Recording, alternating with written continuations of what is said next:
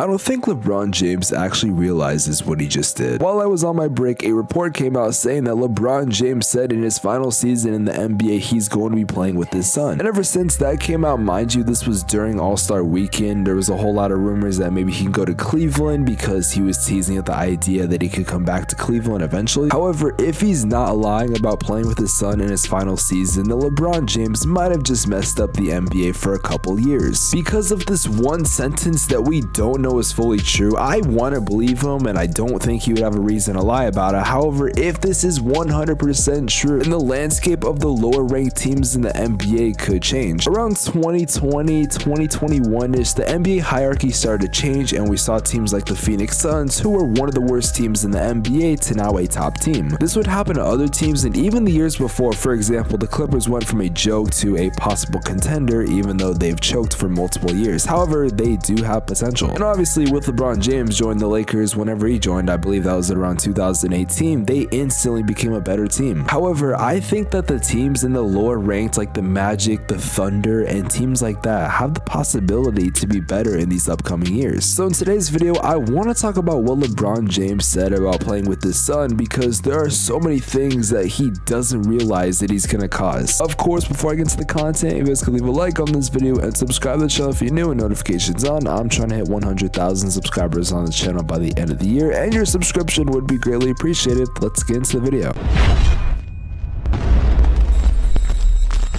In middle school, my English teacher taught me about cause and effect, which essentially means that if you do something, then there's going to be an effect. It's pretty simple. So because of what LeBron James said and the possibility that this is indeed true, there are going to be so many effects. For number one, there are going to be teams that are probably going to try to stack up on assets and that are going to possibly tank because Bronny can enter the NBA in 2024, at least if he plays one season of college or overseas or G League, whatever he does. So for the next 2 years, we could have teams that are going to try to collect assets and possibly just stack up draft picks so they could try to trade for that pick. Now we know there are two things about LeBron James's statement that we need to cover. Number one, the fact that a team is going to be getting LeBron James for his last season, and number two, they're going to be getting Bronny. See, whatever team LeBron James goes to for his final season, it's going to be a memorable year because it's the final season of LeBron James. And trust me, there are going to be a lot of small market and lower market teams that are going to try to get LeBron James. And I mean, the man is practically ageless, so he's probably still going to be pretty good. So getting LeBron James for one season doesn't seem that bad, and especially because you're going to be getting a future asset in Bronny James. Now, Bronny James has the opportunity to be an all-time great, an NBA All-Star, whatever you think he's going to be. However, we haven't seen much in the high school scene from him. He's had his moments, but the man has been averaging less than 7 points per game. In his freshman and sophomore year, he was completely forgettable. However, Bronny James could have a very big leap in his senior year, which I think is very possible because there's really no excuse for him. Unfortunately for Bronny, even if he was the best player of the 2023 class, even if he was this really good player, no matter what, he's going to be getting special treatment because of his father. And especially the fact that LeBron James himself said he's going to be playing with his son for his final season, every single team is going to want to get Bronny. Not for say because they want to get Bronny James himself, just because they want to get LeBron for 1 year. Realistically, Bronny James could be a second round talent. However, if you have the opportunity to get LeBron James for one season, I think some teams would take it. We also have to remember there's the what if possibility if Bronny James becomes a really good NBA player. So not only are you getting LeBron James for his final season, but you're also getting Bronny James for the next 4 years as long as he doesn't pull a Zion. And by that, I mean threaten to leave after his first 2 seasons. Now, a lot of people have been speculating which team they think LeBron James and his son are going to go to, and I have a couple ideas. The first one is obviously Cleveland. However, it's going to be very difficult because they're not exactly going to be getting a draft pick because they're a playoff team right now. Let's say, for example, the Orlando Magic get the number 1 pick. Then if they want to get that number 1 pick from the Magic, then they're probably going to have to trade a player like Darius Garland, which I'm not sure if the Cavs really want to give it up just to get LeBron James for 1 season. However, depending on how Darius Garland can develop in these next couple of years and how good Bronny can be as either a point guard or forward, then maybe they take that opportunity. However, I would play it safe with Darius Garland. Now, the most realistic situation situation to me, and my personal opinion, and I've seen this a lot, is the Oklahoma City Thunder. Now, it's kind of a known joke in the NBA that Sam Presti's been stacking draft picks up for years. However, I think it's gonna finally come in clutch because they have so many first round picks to give up, not to mention they do have some young assets that maybe they could trade. As long as they don't trade either Shai Gilgeous-Alexander or Josh Giddey, I'm honestly fine with them giving up anyone. In a perfect situation, they get to keep SGA, Josh Giddey, and Lu Dort, which would be a very interesting starting five, which we can't really speculate LeBron is gonna play. He could go up to like 6'8" or something like that in his senior year and put on a ton of muscle. As of right now, I believe he's a guard, but I'm gonna wait to make a comparison. I'd also like to remind you guys that when LeBron James first entered the league, he was actually a shooting guard. I don't know, maybe Bronny goes to the same phase, I'm not entirely sure. Now, when I look at OKC with all the draft assets they have, I'm telling you, they are literally an all-star caliber player away from a playoff spot. And especially if they get LeBron James for a year, not to mention the possibility of Bronny being a top player, then yes, I think this team is going to be set up for the future. See, we all called the process crazy. However, if we look at the fact that they now have James Harden and Joel Embiid, who are two MVP candidate players, I think we can all say we should have trusted the process. And now we're seeing Sam Presti's master plan to possibly get LeBron James and his son in the future. See, assuming I was on NBA YouTube 2 years ago and LeBron said this, I probably wouldn't be making a video about it because it's like, okay, you know, it's possible, but it's not guaranteed to happen. But now that we're looking at a lot of rumors that are saying that LeBron James could leave in the near future, is honestly very eye-opening to me. Like I said in the intro, I don't think LeBron James actually knows what he did, because now a lot of teams are probably going to try to tank, and a lot of teams are probably going to be sacrificing some of their best assets for just a one-year rental of LeBron James and the possibility of getting his all-star caliber maybe son. I keep kind of trying to speculate how I think Bronny's going to be, but to be honest, I don't know. It is historically known that the son of NBA legends are never good, so I genuinely don't know how good Bronny could be. Like I said, he shows frame, he shows potential, he's a very raw, talented player. However, he hasn't showed anything yet, and I genuinely don't know how good he's gonna be. If he becomes an NBA All-Star or an NBA legend, or fuck, even an NBA starter in general, I think we can all be fine with that. I'm not gonna lie though, I really feel bad for Bronny because the man is never gonna be able to create his own legacy because of the name he was given. And now that LeBron James has said that, these teams are literally gonna try to target his son just to get LeBron James, not for him. It is the most amount of nepotism I've ever seen. Bronny could be just as good as basketball as I am. However, because he's the son of LeBron James Jr. and they get the possibility of getting his dad, they're gonna treat him like royalty. When we look at the terms of the package of getting LeBron James and his son, it has to be the safest draft pick you can make. You're either A, gonna be getting LeBron James for a year when, mind you, the man is basically ageless, B, you're gonna get his dad and his decent son, or C, you get his father for one season and you get Bronny James for the future. It's a very safe pick, and I will say the team that gets the number one pick, maybe they won't even trade it, no matter how good the trade offers are. I don't see a situation where you lose. If we look at this financially, your ticket sales are going to go up, your merchandise, all your revenue streams from your NBA team are going to go up. It's just factual. Now, maybe there's a chance that LeBron James knew what he was saying. Maybe he was trying to stir the pot because he's been known to do that before. It's interesting to me that LeBron James is willing to take the step to play with his son, which I think is going to ruin his son's legacy, but I mean, hey, you never know.